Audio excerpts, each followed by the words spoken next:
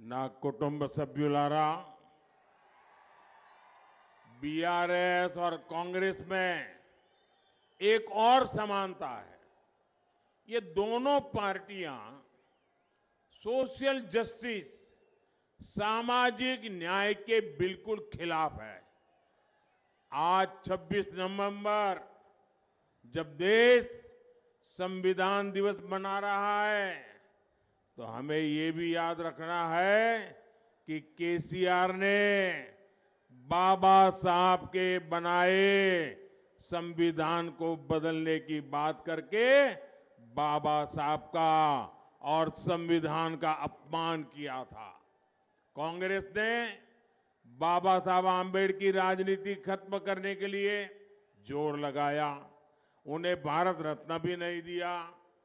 जबकि बीजेपी है जिसकी बाबा साहब के पंचतीर्थ बनाने का गर्व हासिल है कि कांग्रेस ने यहां कभी भी एससी, एसटी, ओबीसी नेताओं को आगे नहीं बढ़ने दिया। बीआरएस ने भी दलित सीएम बनाने का वादा किया था, लेकिन केसीआर ने 10 साल सत्ता अपने पास रखी और अपने बेटे बेटियों को आगे बढ़ा रहा है। एसटी समुदाय के साथ तो कांग्रेस और बीआरएस दोनों ने बहुत बड़ा धोखा किया है।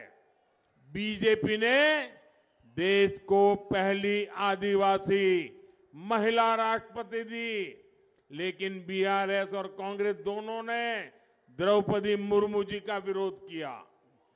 మిత్రులారా, బీఆర్ఎస్ కాంగ్రెస్ పార్టీ విషయంలో ఒకటి కామన్ గా ఉన్నది. ఈ రెండు పార్టీలు కూడా సామాజిక న్యాయానికి పూర్తి వ్యతిరేకము. ఇవాళ నవంబర్ 26 రాజ్యాంగ దినోత్సవం జరుపుకుంటున్నాము. ఈ సందర్భంగా గుర్తుపెట్టుకోవాలి, అంబేద్కర్ రాసినటువంటి రాజ్యాంగాన్ని మారుస్తానని కేసీఆర్ చెప్పాడు. ఇది డాక్టర్ బాబాసాహెబ్ అంబేద్కర్ అవమానం చేయడమే కాకుండా రాజ్యాంగాన్ని కూడా అవమానమని మనవి చేస్తా ఉన్నాను. కాంగ్రెస్ పార్టీ డాక్టర్ బాబాసాహెబ్ అంబేద్కర్కు రాజకీయాలు లేకుండా అనేక రకాలుగా ఆయన మీద అవమానం చేశారు. చివరికి ఆయనకు భారత రత్న కూడా అంబేద్కర్కు, బాబాసాహెబ్ అంబేద్కర్కు కాంగ్రెస్ పార్టీ ఇవ్వలేదు. కానీ భారతీయ జనతా పార్టీ బాబాసాహెబ్ అంబేద్కర్ జీవితం ముడిపడినటువంటి 5 పవిత్ర స్థానాలను పంచతీర్థ పేరుతో అభివృద్ధి చేశాను. కాంగ్రెస్ పార్టీ ఏనాడు కూడా తెలంగాణలో ఎస్సీ, ఎస్టీ, బీసీ నేతలను ముందుకు రానియలేదు. బీఆర్ఎస్ పార్టీ కూడా దళితుని సీఎం చేస్తానని అన్యాయం చేయడం జరిగింది. కానీ సీఎం ఆయన కేసీఆర్ ఎవరైతే ఉన్నారో ఆయన సీఎం కావడమే కాదు, ఆయన కలలు కంటున్నాడు కొడుకును సీఎం చేయాలని, ఆయననే ప్రోత్సహిస్తున్నాడు. ఎస్టీలకు ఈ రెండు పార్టీలు కూడా కాంగ్రెస్ బీఆర్ఎస్ మోసం చేశాయి. కానీ భారతీయ జనతా పార్టీ ఒక దళిత మహిళను ద్రౌపది ముర్ము గారిని రాష్ట్రపతి చేస్తే కాంగ్రెస్ బీఆర్ఎస్ కలిసి ఈ ట్రైబల్ మహిళ రాష్ట్రపతి కాకుండా అడ్డుకునే విషయాన్ని మనం చేస్తా ఉన్నాను. ना कुटुंब सभ्युलारा, हमने एससी, एसटी वेलफेयर के लिए अभूतपूर्व काम किए हैं।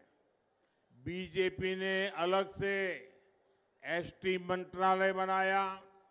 बीते 10 वर्षों में इसका बजट 5 गुना बढ़ाया। आज देश भर में जनजातीय सेनानियों के म्यूजियम बन रहे हैं। बीजेपी ने आपसे सेंट्रल ट्राइबल यूनिवर्सिटी का भी वायदा निभाया।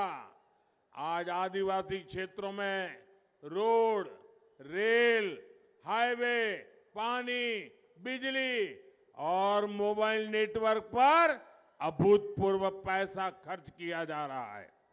कुछ दिन पहले ही आदिवासी समाज के विकास के लिए 24,000 करोड़ रुपए का पीएम जनमन महाअभियान शुरू किया गया है। మిత్రులారా, మేము ఎస్సీలు, ఎస్టీల సంక్షేమం కోసం అనేక కార్యక్రమాలు చేపట్టాము.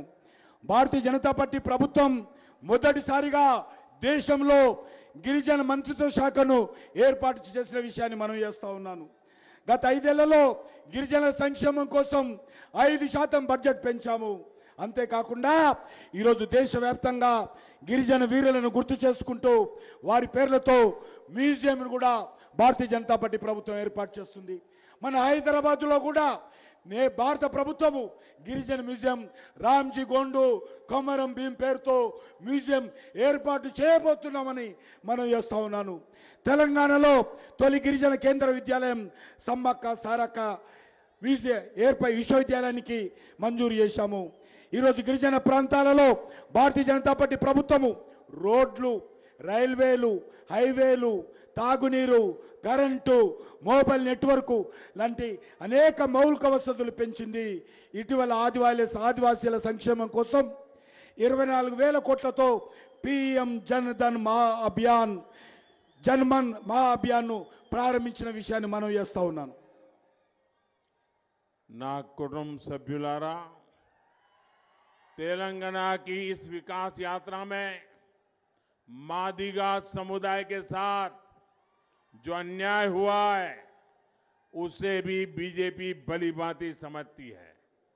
इस अन्याय का अंत करने के लिए भारत सरकार की कमेटी पूरी प्रक्रिया को गति देने का काम कर रही है. ये कमेटी आपको न्याय दिलाने की पहल करेगी और आपके सशक्तिकरण का एक नया रास्ता बनाएगी. मादिगा समुदाय से जुड़ी एक बड़ी न्यायिक प्रक्रिया सुप्रीम कोर्ट में चल रही है. ये केस मजबूत हो सके इसके लिए हम हर संभव प्रयास कर रहे हैं. మిత్రులారా, తెలంగాణలో మాదిగ సమాజం విషయంలో కూడా చాలా అన్యాయం జరిగింది. ఈ అన్యాయాన్ని భారతీయ జనతా పార్టీ గుర్తించింది. వీరి దశాబ్దాల ఆకాంక్షలను పూర్తి చేసే లక్ష్యంతో వర్గీకరణ వేగవంతం చేయడానికి బీజేపీ ప్రభుత్వము ఒక కమిటీని ఏర్పాటు చేయబోతుంది. ఈ కమిటీ దళితులకు న్యాయం చేయడంతో పాటు మీ సాధికారతను కూడా సరికొత్త దారులు తెరవనున్నది. మాదిగ సామాజిక వర్గానికి సంబంధించి కీలకమైనటువంటి న్యాయ ప్రక్రియ సుప్రీంకోర్టులో ఉంది.